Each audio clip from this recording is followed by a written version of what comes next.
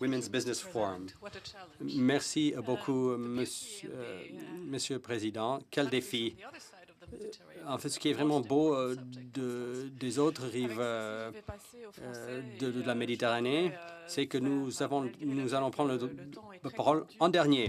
D'abord, vous remercier pour avoir été invité à cet événement. Je trouve absolument enthousiasmant d'entendre les initiatives qui marchent. Et je suis toujours à nouveau étonnée combien il y a d'initiatives existantes. Et je pense que malheureusement, on manque en effet de réseaux systématiques pour recenser l'existant et ce qui marche. Alors c'est un honneur d'avoir été invité pour présenter le Forum des femmes entrepreneurs OCDE MENA. Mais nous avons récemment eu une réunion et nous sommes penchés sur ce qui fait qu'un réseau peut marcher. Je pense que le même genre d'exercice pourrait se faire à la fin de cette présentation, parce que je pense que toutes les initiatives qui ont été présentées ont des points communs et il serait vraiment intéressant de savoir comment se fait-il qu'un réseau marche et quels sont les ingrédients qui y contribuent, parce que cela permettrait aussi de lancer plus d'activités qui permettraient d'apporter des facteurs de succès. Enfin, pour ceux qui sont restés avec nous dans la salle, je vous remercie d'abord. Et puis, je voudrais dire un mot autour de cet acronyme qui est l'OCDE, l'Organisation pour la coopération et le développement économique. C'est une organisation intergouvernementale qui regroupe 34 pays membres qui ont en commun une compréhension de ce qu'est l'économie de marché et la démocratie. Alors, nous nous penchons sur des questions de réforme de politique, de partage d'expériences, et on cherche les meilleures solutions communes afin de promouvoir l'amélioration économique et sociale de tous. Aucun pays de l'Afrique ou du Moyen-Orient ne sont membres de notre organisation, mais dans le cadre d'un monde globalisé et aussi à la demande des pays que moi j'appelle MENA, non pas un mot en français, mais MENA, nous avons initié en 2005 une plateforme de dialogue. Cette plateforme a pour objectif de promouvoir des réformes destinées à stimuler la création de l'emploi, à améliorer le climat des affaires et des investissements, notamment. Et ce, à travers des réseaux régionaux dans lesquels les interlocuteurs de la région se rencontrent. Alors, on s'articule, j'ai juste un schéma que je vous montre, on s'articule essentiellement autour de 4 axes qui sont d'une part l'investissement, le développement de la PME, on appelle ça en anglais leveling the playing field, c'est-à-dire rendre le climat des affaires équitable, et l'entrepreneuriat féminin. Alors, je pense que ces 4 axes étaient avec nous depuis 2005, mais ils ont traversé une grande période de changement. Lorsque, en 2005, on a initié le programme, c'était un moment de croissance et où, malgré tout, dans la région, il y avait déjà une prise de conscience qu'il y avait une grande demande d'accès de jeunes au marché de l'emploi, que la fonction publique qui était traditionnellement le pôle emploi dans la région commençait à s'essouffler pour créer les emplois nécessaires et qu'il y avait aussi une volonté de dynamiser la création de l'emploi par le secteur privé.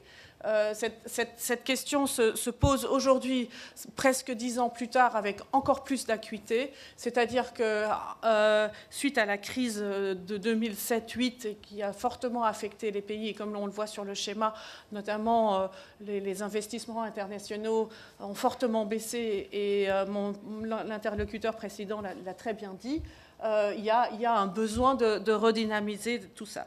Alors, pourquoi la femme?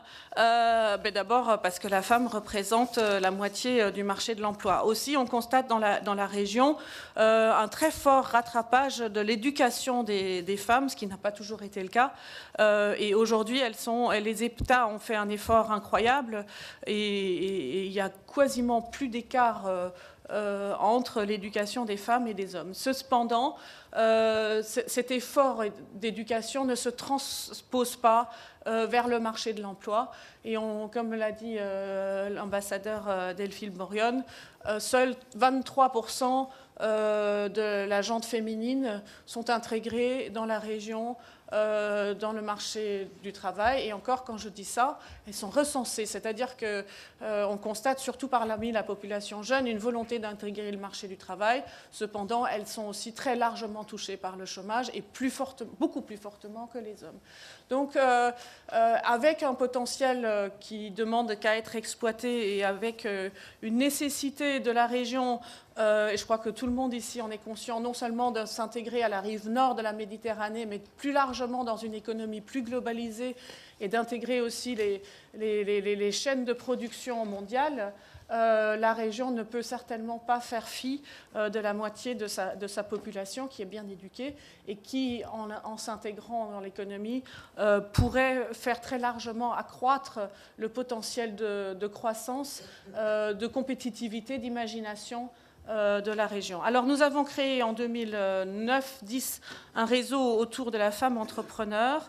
Ce réseau essaye de collecter, comme vous le faites aujourd'hui, de l'information et de l'échanger afin d'améliorer l'accès des femmes et le partage d'informations vis-à-vis des femmes dans leur économie domestique, mais aussi vis-à-vis de l'extérieur, de réduire les inégalités en matière de politique de soutien à l'entrepreneuriat notamment, améliorer leur accès au financement et améliorer leur accès aux services de soutien. Nous avons en effet fait des études multiples dont il ressort que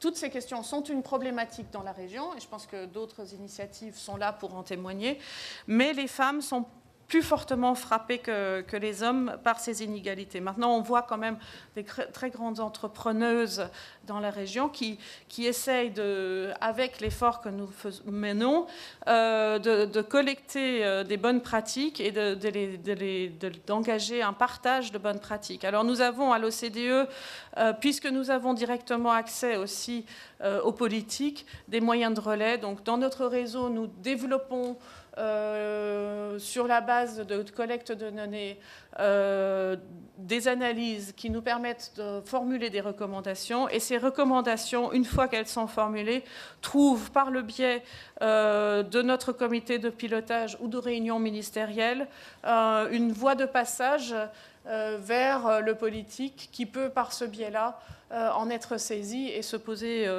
des questions. Je vois des premiers changements dans la région. Non seulement notre réseau a beaucoup augmenté en nombre, il a aussi eu pour impact d'affecter d'autres réseaux qui se posent de plus en plus de questions de type analytique.